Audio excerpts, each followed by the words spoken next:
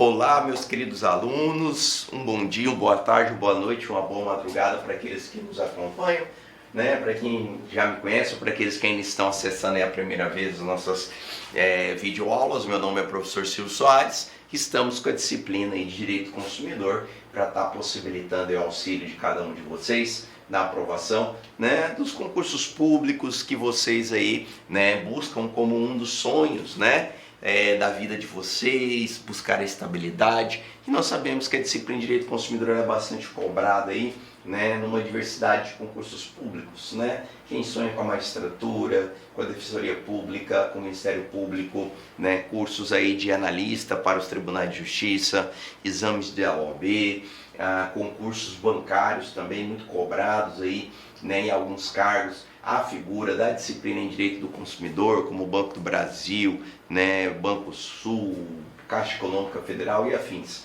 Então, nosso papel aqui é, de uma forma bastante tranquila, tentar possibilitar a vocês, né, esta facilitação na interpretação da nossa Lei 8.068, do nosso Código de Defesa do Consumidor.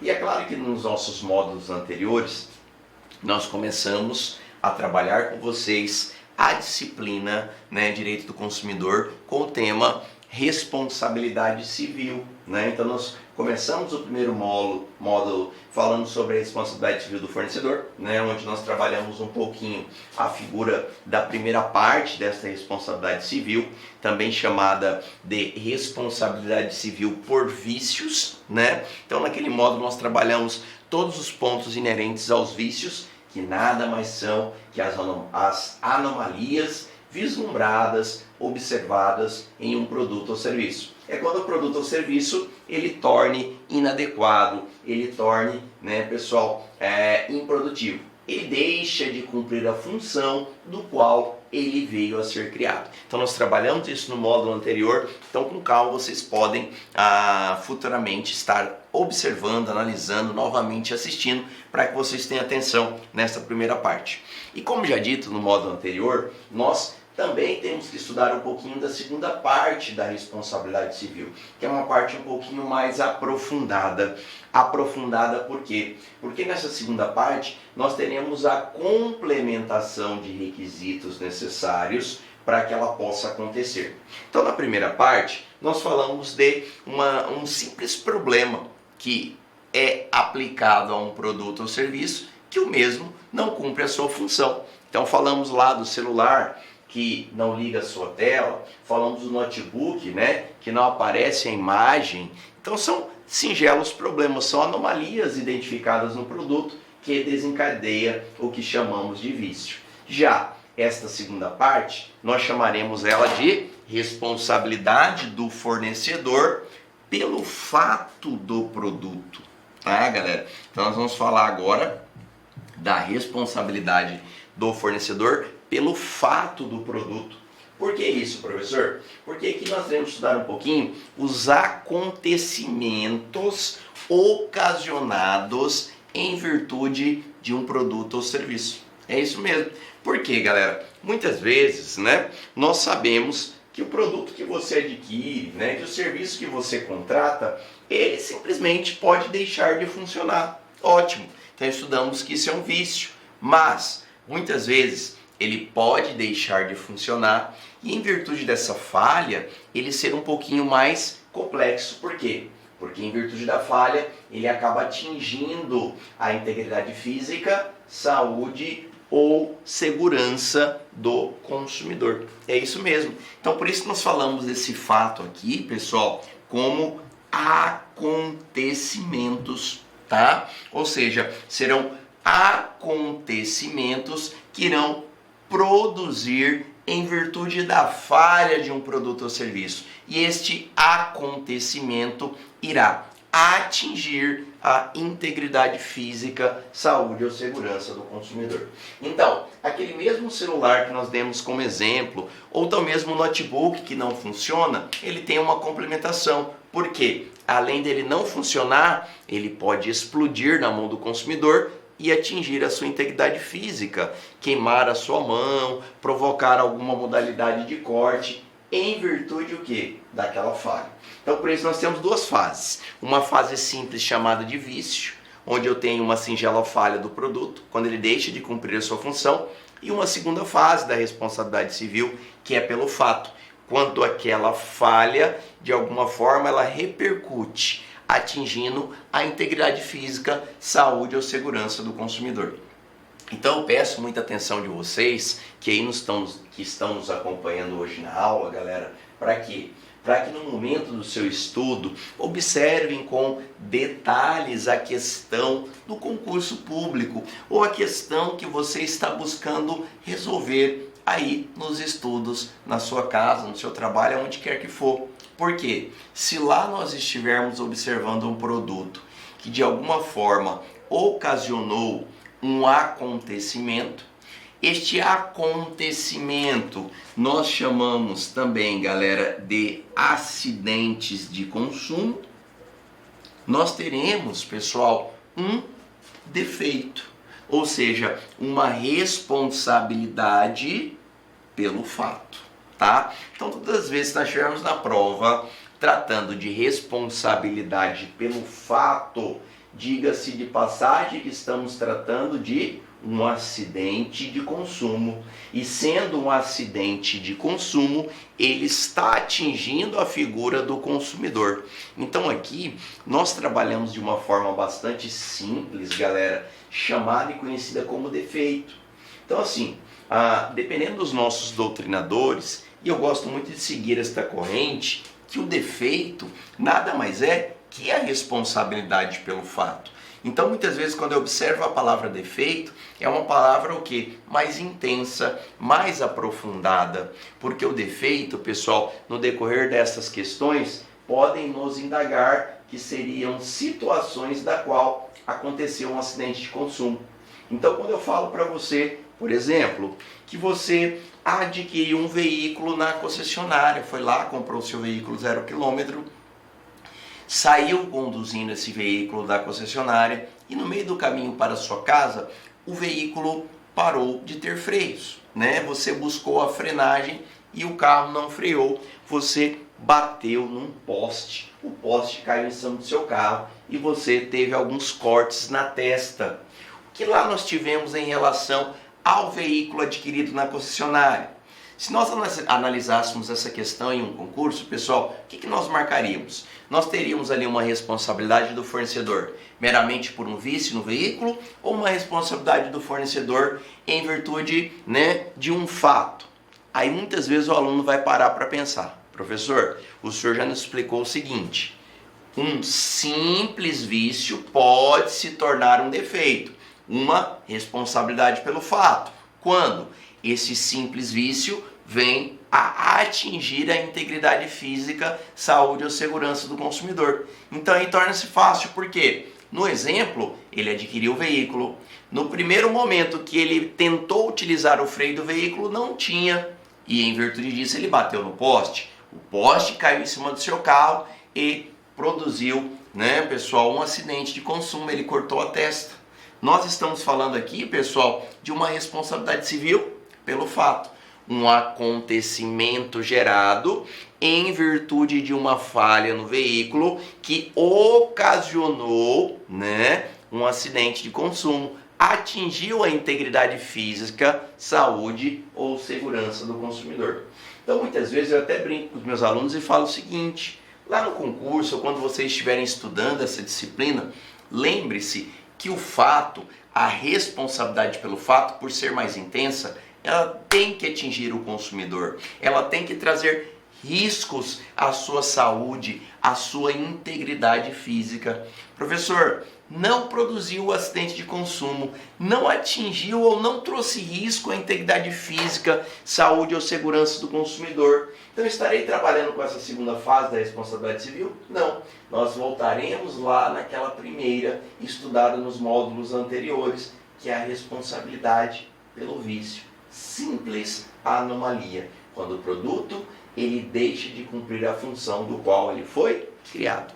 Então, com isso, pessoal, torna-se um pouco mais fácil nós conseguirmos identificar esta diferenciação existente na primeira fase da responsabilidade civil e na segunda fase, no qual nós chamamos de responsabilidade pelo fato, que gera um acidente de consumo através de um defeito produzido, evidenciado naquele bem, naquele produto ou serviço ora adquirido, tá? Essa segunda fase da responsabilidade civil, que chamamos de responsabilidade civil pelo fato, pessoal, ela hoje se encontra trabalhada em 3 artigos da Lei 8.078, que é o artigo 12, o artigo 13 e o artigo 14, ambos do nosso CDC. E notem o que nos traz, pessoal, esses 3 artigos. É uma leitura, é uma interpretação diretamente dos próprios artigos para que a gente possa aí demonstrar para vocês alguns critérios basilares. Olha o primeiro que nós temos na leitura do caput do artigo 12. O fabricante, produtor, construtor nacional ou estrangeiro e o importador respondem independentemente da existência de culpa pela reparação dos danos causados aos consumidores por defeitos decorrentes de projeto, de fabricação, construção, montagem, fórmulas, manipulações, apresentações e acondicionamento dos seus produtos, bem como informações insuficientes ou inadequadas à sua utilização e riscos. Parágrafo 1º.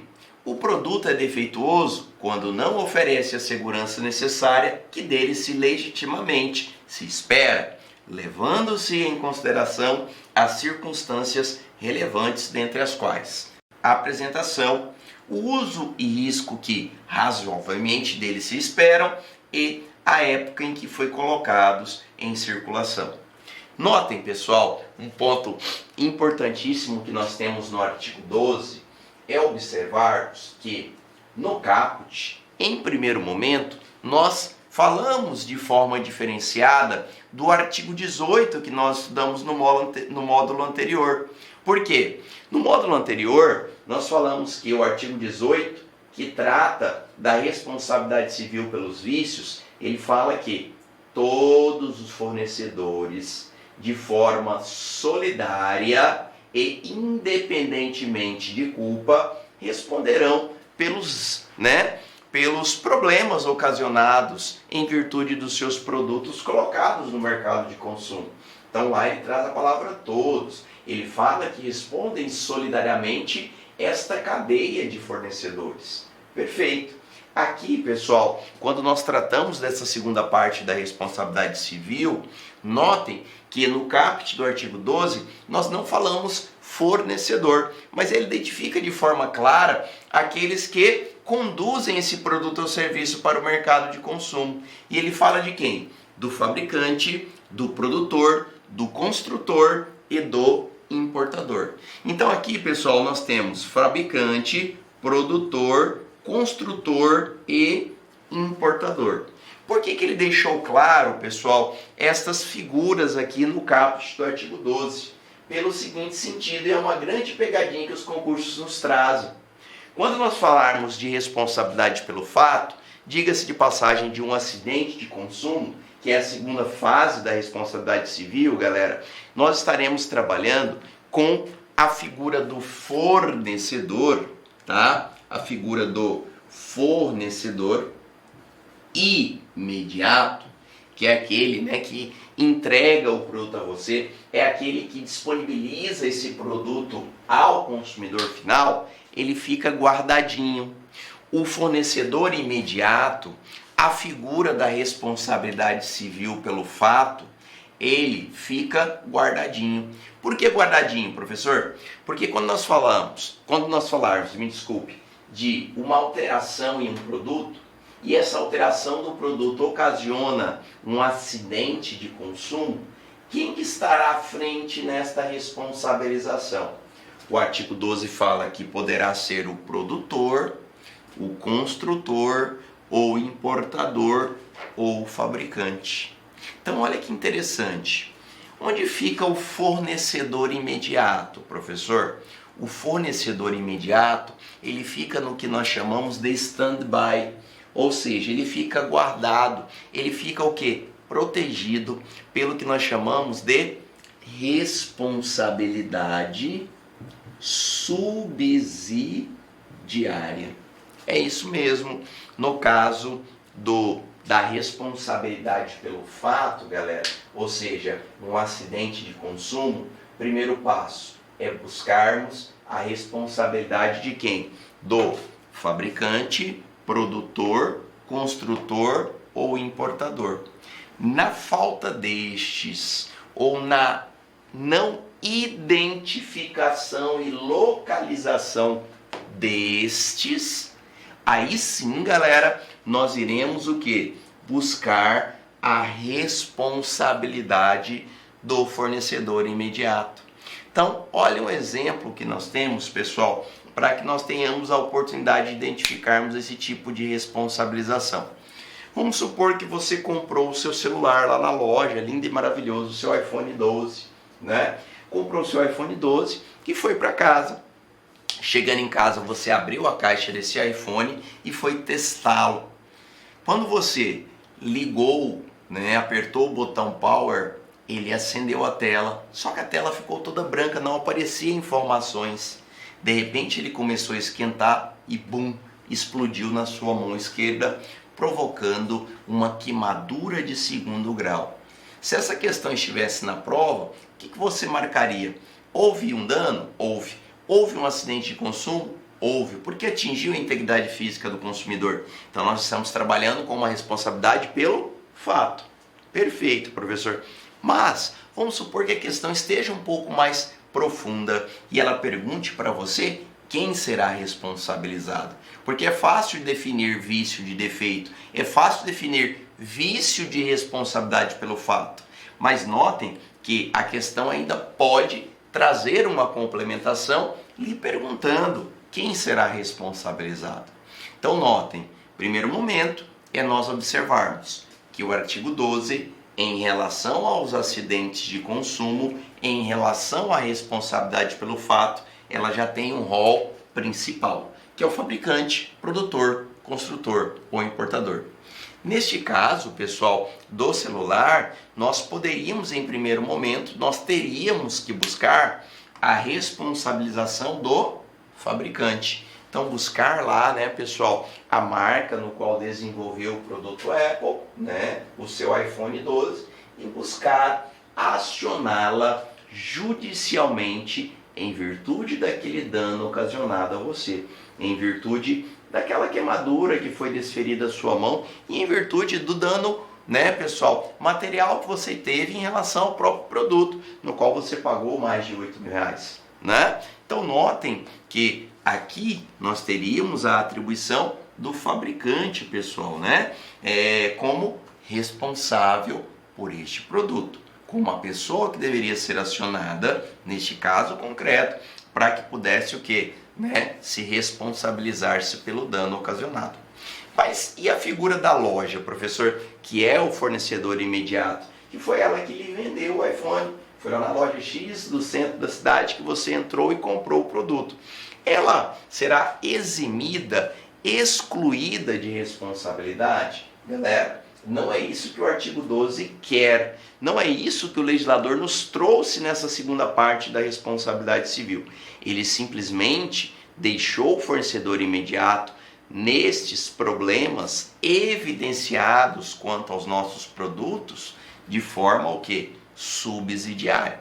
Então, seria como se fosse uma proteção, uma blindagem nesse primeiro momento que o fornecedor imediato possui. Então, primeiro eu tenho que analisar fabricante, produtor, construtor ou importador, e na falta deste ou na falha deste, aí sim nós teremos a figura o quê, pessoal? Do fornecedor imediato. Então ele não está sendo eximido de responsabilidade, ele simplesmente está tendo o quê? Uma proteção em primeiro momento, para que primeiro eu busque estes que estão acima dele, para depois, em caso de negativa, eu possa subsidiariamente, após uma negativa destes, de acionar a figura do fornecedor imediato, tá? Então, por isso, pessoal, nós temos que ter essa cautela, né? Quando eu falo em acidente de consumo, quando eu falo em responsabilidade pelo fato, Quando eu falo em defeito, onde um produto, além de falhar, ele atingiu a integridade física, saúde e segurança. Porque muda-se a responsabilidade.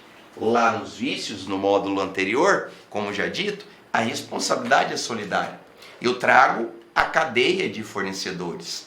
Aqui, na responsabilidade pelo fato, no acidente de consumo, né, no defeito evidenciado quanto ao produto, eu tenho já um rol principal, que é o fabricante, produtor, construtor ou importador, tá? E subsidiariamente a figura do comerciante, ou seja, o nosso fornecedor de imediato, que é aquele que vende, que entrega diretamente esse produto a você, consumidor final.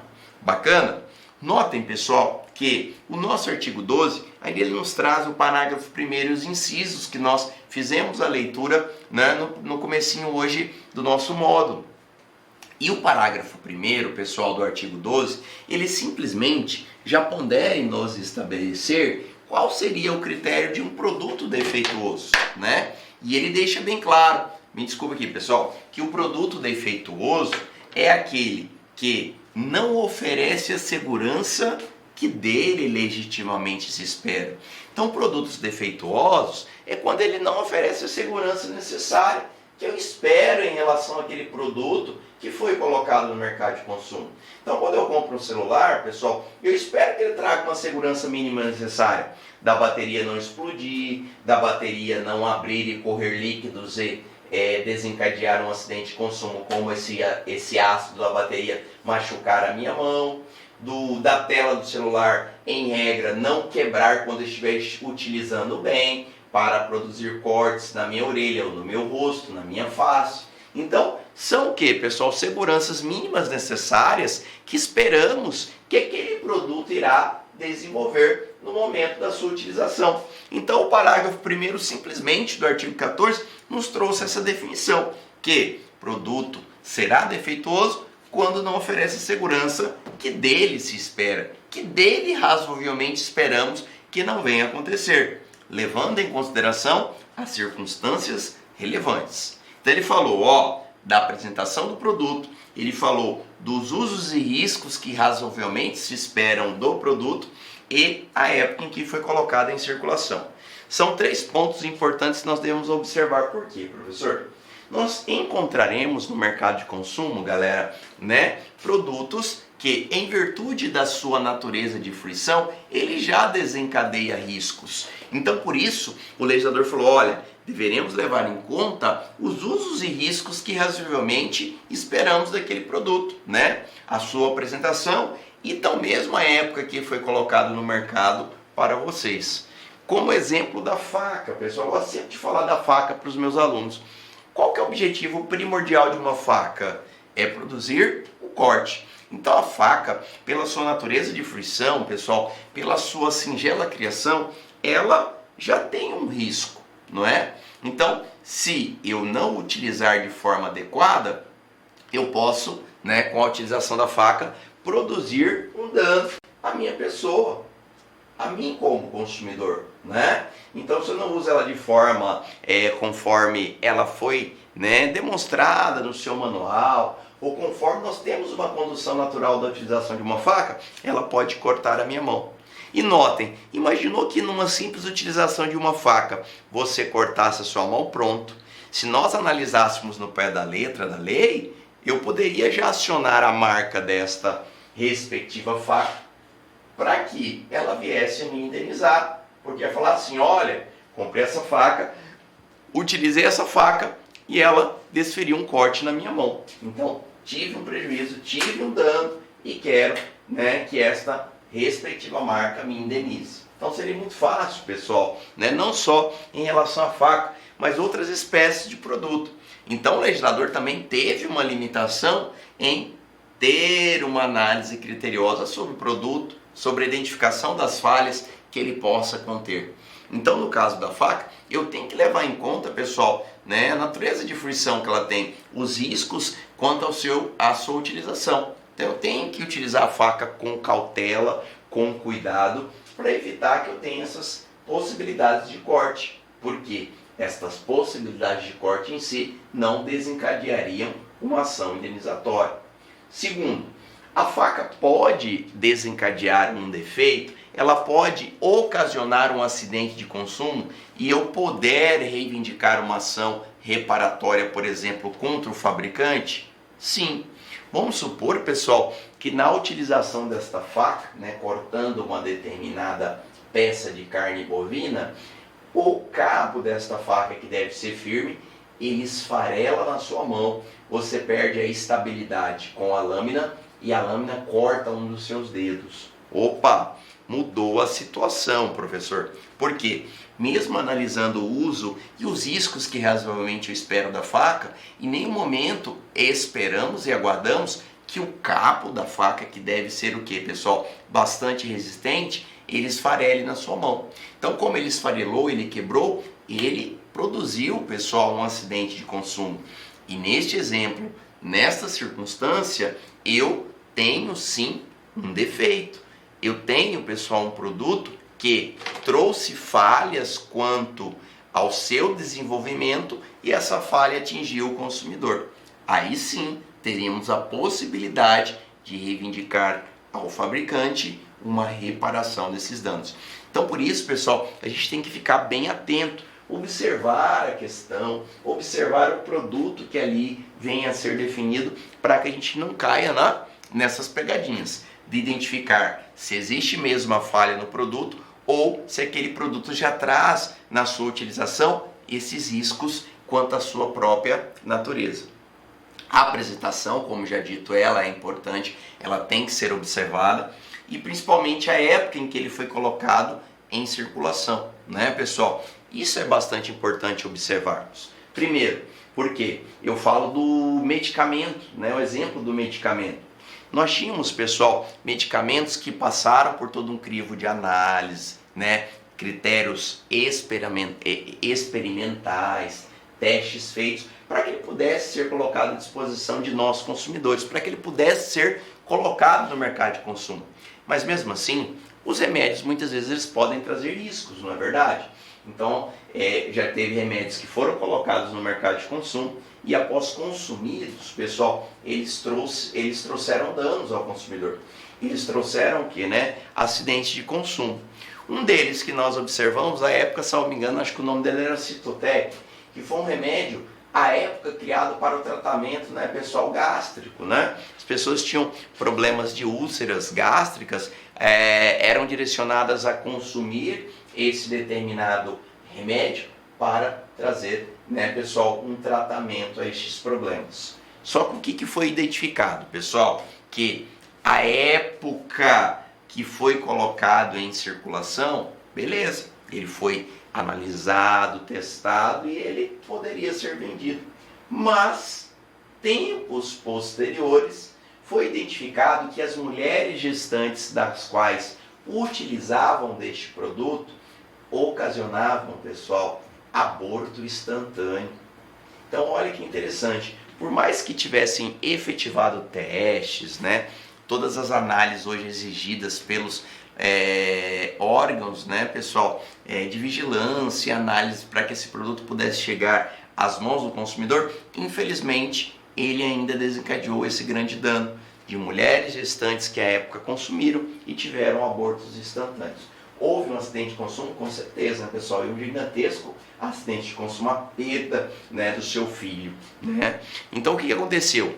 À época, analisamos, pessoal, como esse produto foi colocado em circulação. Ele tinha todas as análises e autorizações, mas houve identificação desta falha.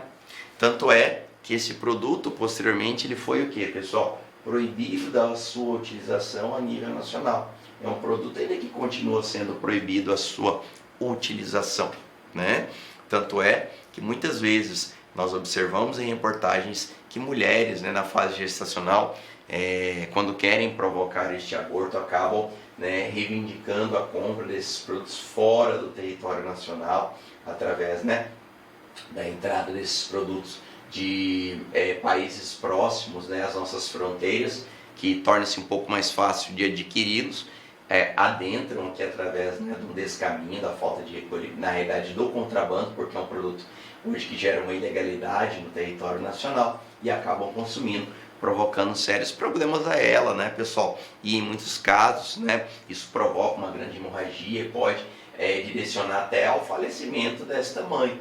Então, é bastante cauteloso essa situação, mas infelizmente ela ainda muito ocorre. Então, houve essa proibição no Brasil e era um determinado produto que estava em circulação, que foi analisado, mas que em segundo plano ele foi proibido em virtude do que, pessoal? Das suas reações colaterais atribuídas às gestantes, tá? Então, por isso, o nosso parágrafo 1º do artigo 12 ele é bastante claro nesse sentido, em estabelecer essas caracterizações, tá? Então, sempre devem ser observadas a apresentação do produto, a época, né, que ele foi colocado em circulação e os riscos que razoavelmente se espera quanto à sua utilização, tá? Outro ponto importantíssimo que nós temos aqui também no artigo 12, pessoal, no parágrafo 2º e 3º. O parágrafo 2º fala o seguinte: o produto não é considerado defeituoso pelo fato de outro de melhor qualidade ter sido colocado no mercado.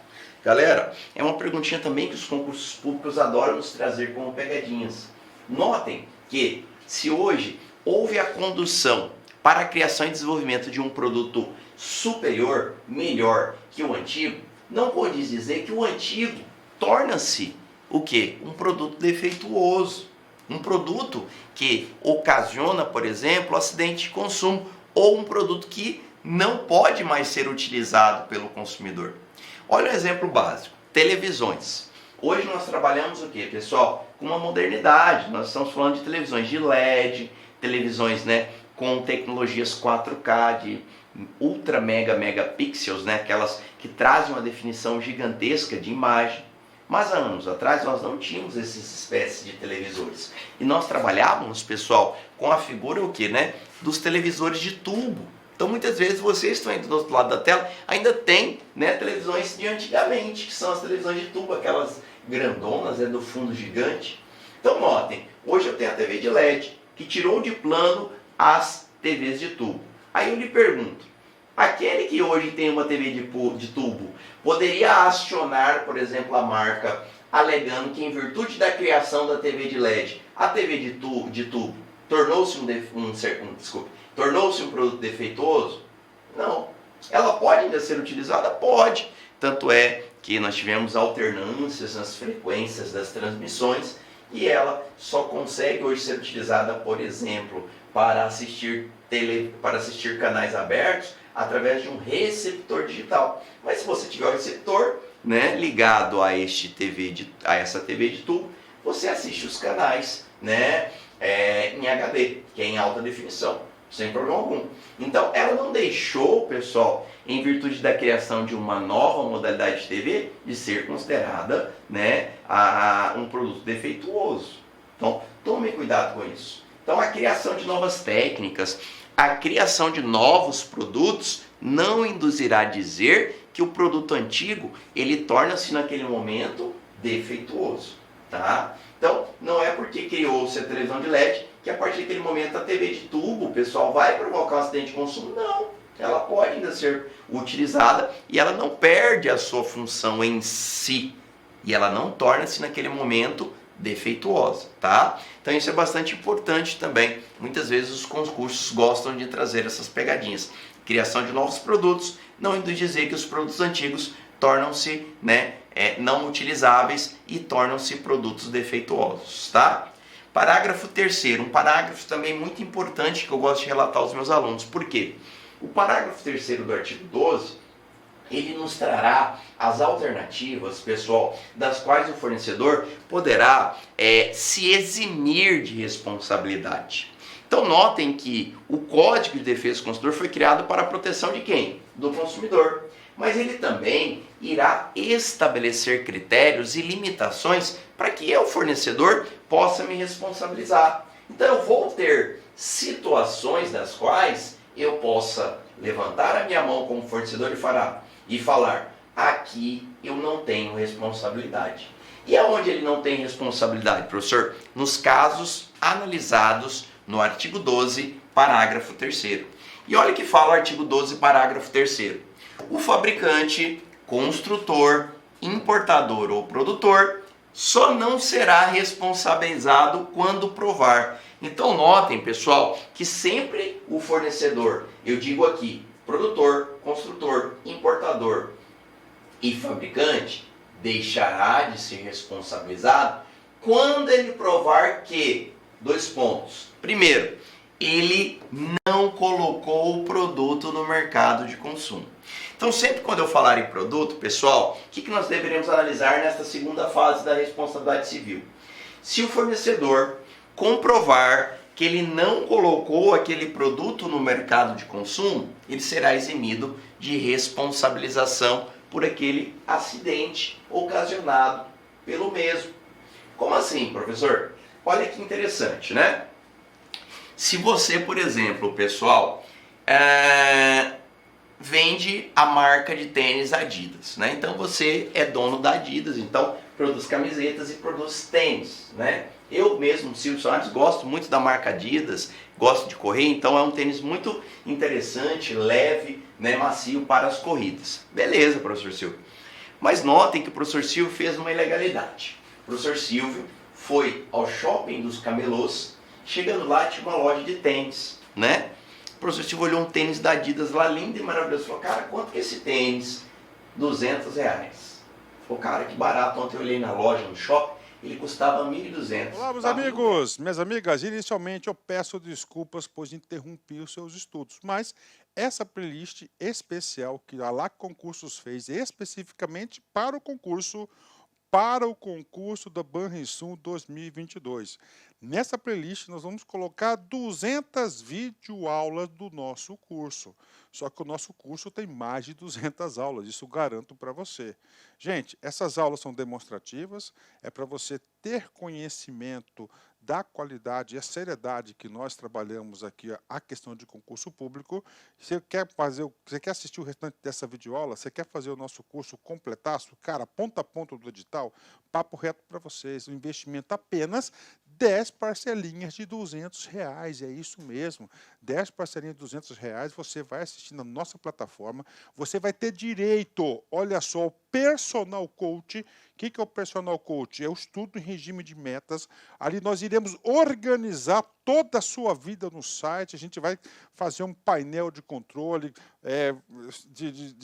tipo amarelo, vermelho, verde porque você cumpriu a meta, vermelho porque você está devendo e amarelo porque cumpriu parcialmente a meta, que são atributos importantes na caminhada aí de quem quer ser aprovado, beleza, galera? Então, vem, não fique bravo comigo aí, porque interrompi essa aula sua, mas é uma aula demonstrativa do site lá Concursos, tá certo? Clique aqui embaixo, fale com nossos atendentes ou faça diretamente a sua matrícula, você não vai se arrepender. Forte abraço, fique com Deus, tchau, tchau.